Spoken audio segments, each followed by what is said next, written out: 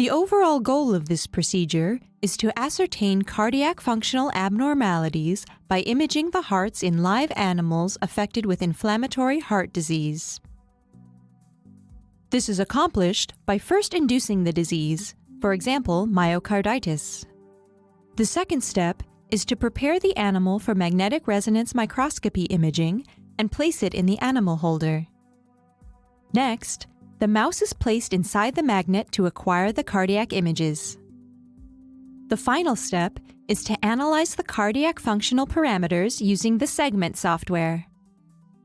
Ultimately, this technique is used to calculate end diastolic volume and ejection fraction in autoimmune myocarditis-affected mice. The main advantage of this technique over existing method like histopathology is that it's non-invasive and provides three-dimensional high-resolution view of the heart. This method can help answer key questions in the cardiology field involving the diagnosis of inflammatory heart disease. Generally, individuals new to this method will struggle due to lack of familiarity with the preparation of animals for magnetic resonance microscopy image acquisition. Therefore, visual demonstration of this method is critical.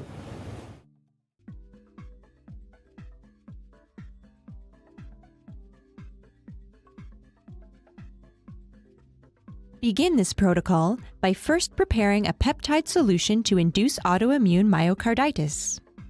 Dissolve cardiac myosin heavy chain alpha peptide 334 to 352 in phosphate buffered saline to a final concentration of 2 mg per 1.5 milliliters. Next, prepare the pertussis toxin by adding 1